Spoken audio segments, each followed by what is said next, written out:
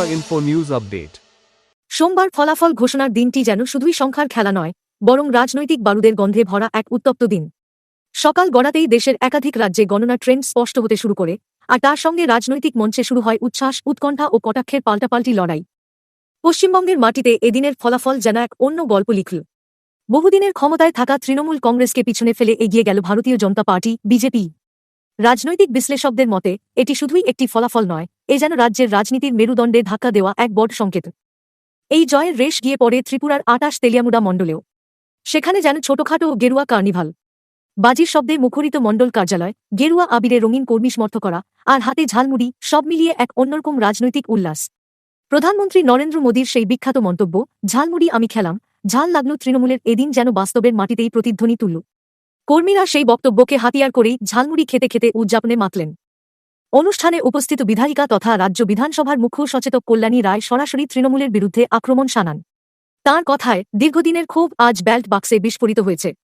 মানুষ পরিবর্তন চাইছিল, আর সেই বার্তাই আজ স্পষ্ট। পাশাপাশি প্রধানমন্ত্রী নরেন্দ্র মোদী ও স্বরাষ্ট্রমন্ত্রী অমিত শাহের নেতৃত্বের প্রশংসা করে তাঁদের প্রতি কৃতজ্ঞতা জানান তিনি। অন্যদিকে মুখ্যমন্ত্রী মমতা বন্দ্যোপাধ্যায়কেও কটাক্ষ করতে পিছপা হননি।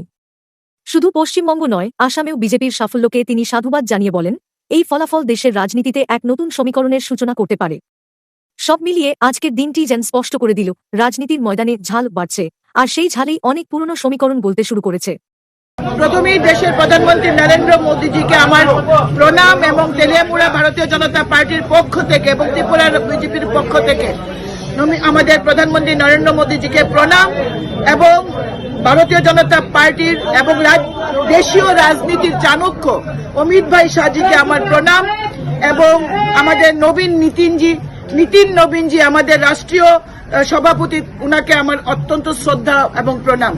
পশ্চিমবাংলাকে ভ্রষ্টাচার থেকে, পশ্চিমবাংলা থেকে নারী অত্যাচার থেকে, বিকাশ বিরোধী সরকার থেকে পশ্চিমবাংলাকে যিনি মুক্ত করেছেন অমিত ভাই শাহ, যেভাবে ভারতীয় জনতা পার্টির কার্যকর্তাদের যিনি মনোবল বাড়িয়েছেন, চাঙ্গা করেছেন গোটা সংগঠনকে, গোটা রাজ্য জুড়ে, এবং যেখানে পশ্চিমবাংলায় সিন্ডিকেট রাজ থেকে যেভাবে মুক্তি দিয়েছেন ভারতীয় জনতা পার্টির কেন্দ্রীয় নেতৃত্ব, এদের সকলকে, সুনীল বানসালজি থেকে শুরু করে প্রত্যেককে আমরা আজকে ধন্যবাদ জানাচ্ছি, কৃতজ্ঞতা জানাচ্ছি।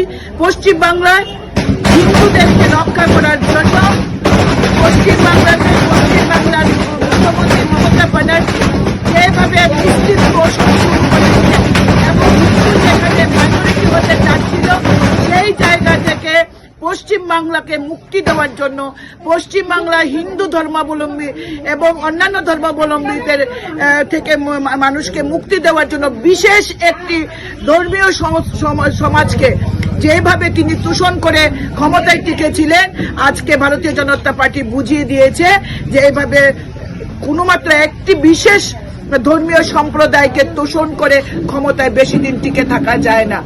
ভারতীয় জনতা পার্টি পশ্চিমবাংলার যেভাবে নতুন সূর্য উদয় করছেন, পশ্চিমবাংলা আজকে যে সরকার সবকা সাথ সবকা বিকাশে বিশ্বাস করে, যে সরকার বিকাশকে বিশ্বাস করে, সেই সরকার আজকে পশ্চিমবাংলায় গড়তে চলেছে।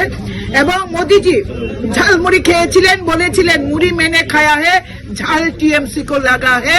তো আজকে আমরাও তেলিয়ামুড়া মন্ডল আমরা সবার সাথে ঝালমুড়ি খাচ্ছি। একদিন অটল বিহারী বাজপেয়ী বলেছিলেন, কমল খিলেগা, সুরজ উঠেগা, আন্ধেরা ছায়েগা। আজকে সেই দিন এসছে। পশ্চিমবাংলায় 3 থেকে 77 থেকে 193 এবং টিএমসি কে 2 ডিজিটে নিয়ে এসছে ভারতীয় জনতা পার্টি।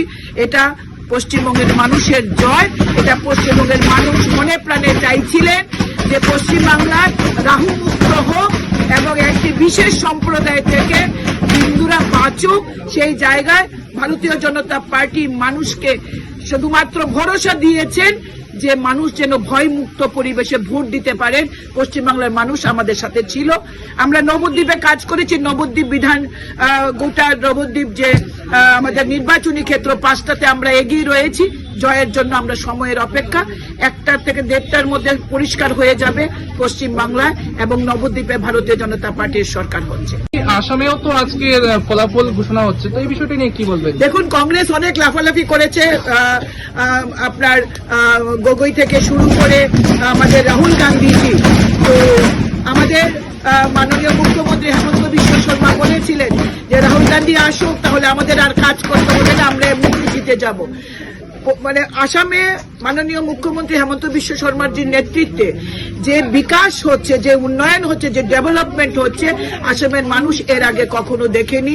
কর্মচারী থেকে সাধারণ মানুষ থেকে বিভিন্ন দপ্তর যেভাবে কাজ হচ্ছে, গোটা আসামের যে বিকাশ হচ্ছে, সেই বিকাশের পক্ষে মানুষ রায় দিয়েছেন। আবারও আসামের জনগণকে আমার সশ্রদ্ধ নমস্কার এবং ধন্যবাদ ভারতীয় জনতা পার্টিকে এই উচ্চতায় নিয়ে যাওয়ার জন্য এবং তৃতীয়বারের মতো আসামে সরকার করার জন্য।